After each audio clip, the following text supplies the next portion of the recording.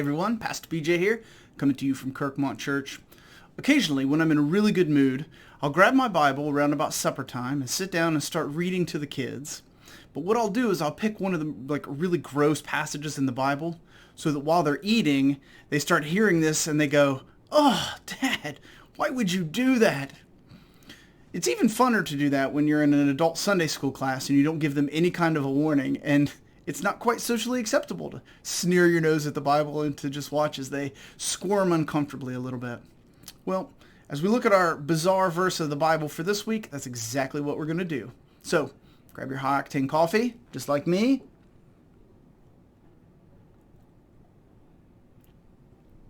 Let's make this happen.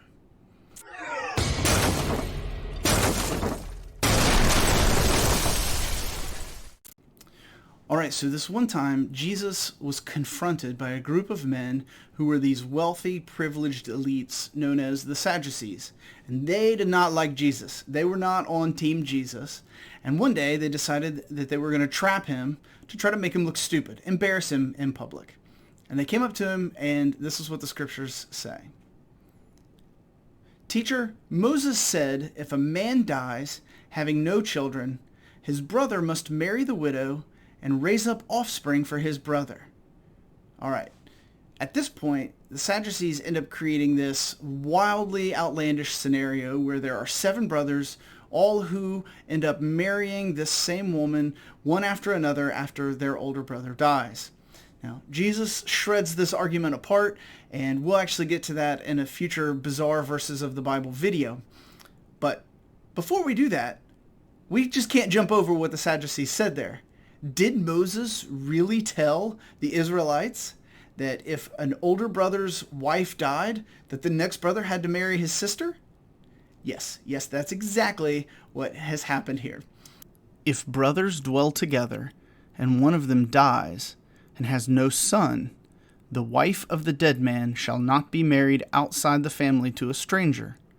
Her husband's brother shall go into her and take her as his wife and perform the duty of a husband's brother to her. And the first son whom she bears shall succeed to the name of his dead brother, that his name may not be blotted out of Israel. This is what's known as Levirate marriage. It comes from the Latin word levir, which means brother-in-law.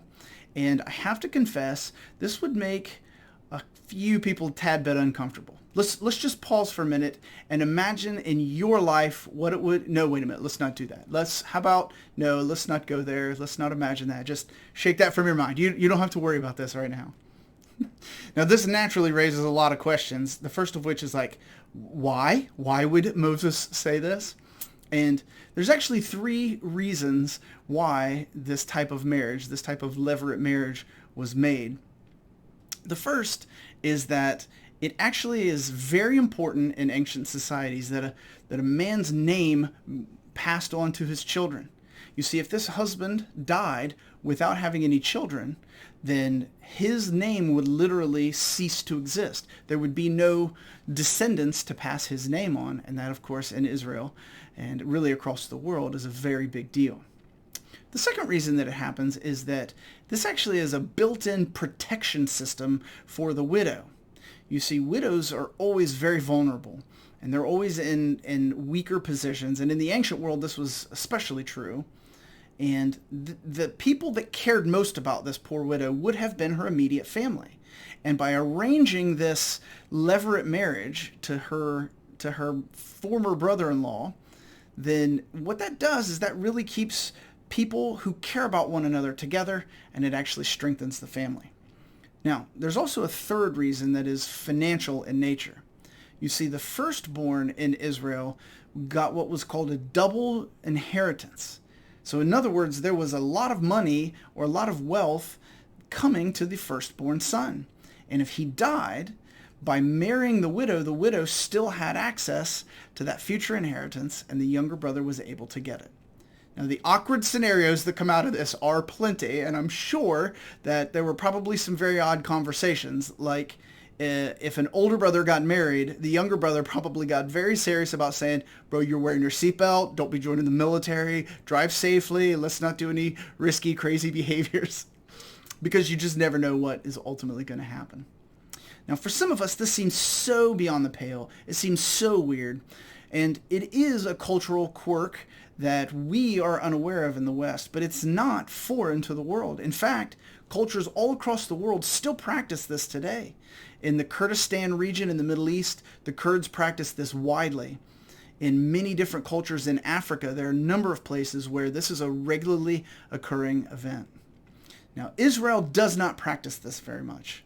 So if you go to modern-day Israel, where the law of Moses is still supposed to be applied, there is an exception that's given in Moses called the chalitza.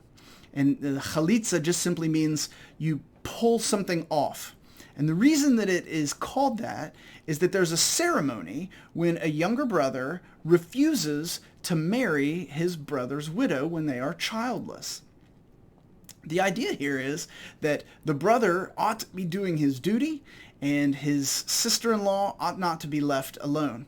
But if he refuses or if she refuses, then there's this ceremony where you have to take off the sandal. That's really where they get the word chalitza, the pulling off of the sandal. And then that's the ceremony by which they say, nope, we're not going to ultimately do this. Now, in the Old Testament, in Deuteronomy 25, where this is really laid out, the chalitza is looked at as a negative option. The positive option, the obligation that's given to the brother is that he ought to marry his sister. But the fact of the matter is, I suspect that it would take a little bit of time to get used to that for us here in the West, so we don't have to worry about that. At present, Thanksgiving will still be comfortable as long as you don't talk about the Levirate marriage. And that is our bizarre verse of the Bible for today.